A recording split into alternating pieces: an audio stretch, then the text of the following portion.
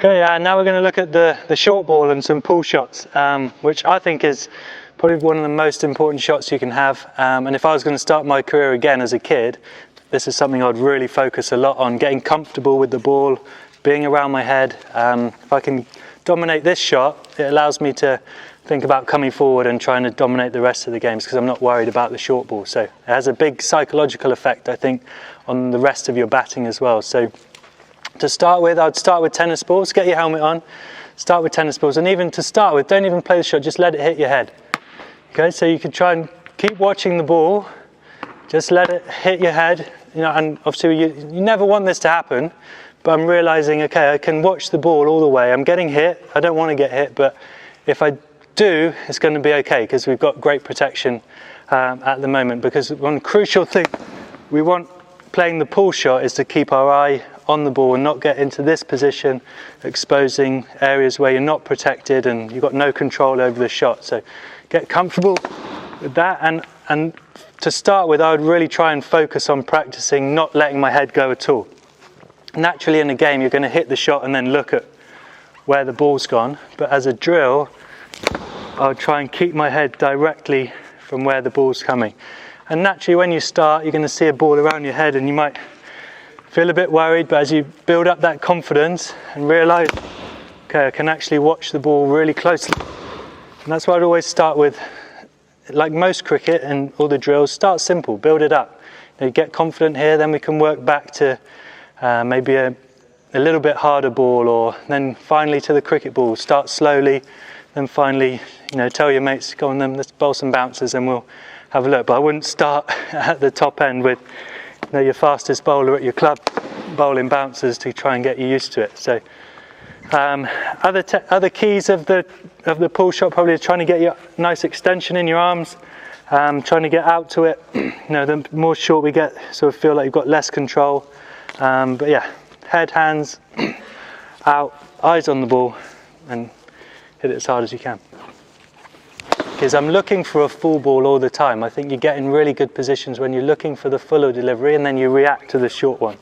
So if I'm trying to stay back, I think I'm losing a little bit of control, but I'm trying to sort of explain it that well. Look forward, and I'm probably trying to keep my head sort of where it is, sort of centered, and not go back too much. So obviously you've got to have the speed to get onto the ball. Now you go back on YouTube, watch someone like Ricky Ponting, how quick he was onto this short ball. But it looked like to me he was always looking forward, and then he'd find the ground, pick up the length quickly and then attack. So this feels to me like a bit more of a defensive position, so getting really back, I don't really have that much control, and that feels a little bit false. So somewhere in the middle, trying to be nice and balanced, head onto the ball, and trying to control it with the hands.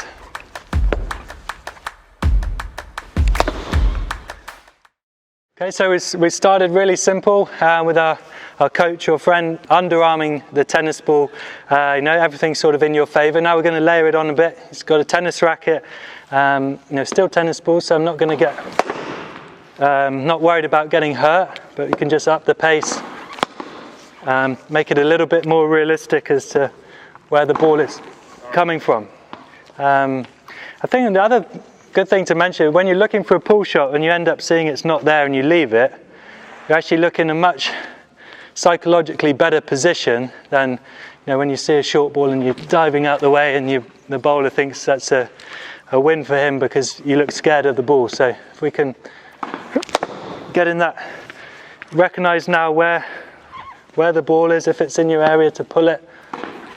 Some of them might just be out the way, and that just feels like a more controlled position and sends a better message to the opposition. Oh, it's a good bouncer, that.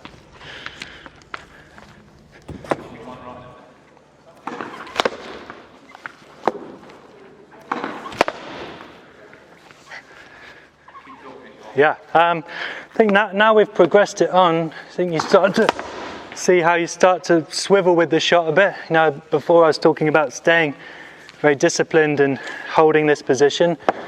Now this feels a bit more realistic. You might not find this individually, but I find I start to sort of move through the shot and swivel on my back foot. as we play it, but he's still trying to keep our head on the ball for as long as possible.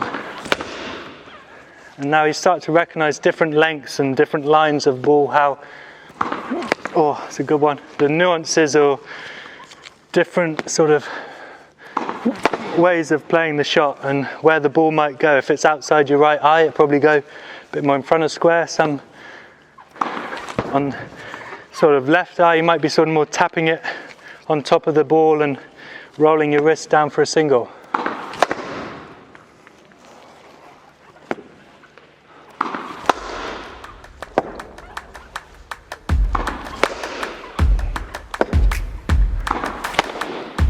Okay, so finally we're going to try and be big and brave and get back to facing a cricket ball. So yeah, you can maybe finish with your practice with this and walk away from your practice feeling really confident about the pull shot and about your game. So again, we're just layering on and now really testing our bravery, and our technique is in a good spot to deal with the cricket ball.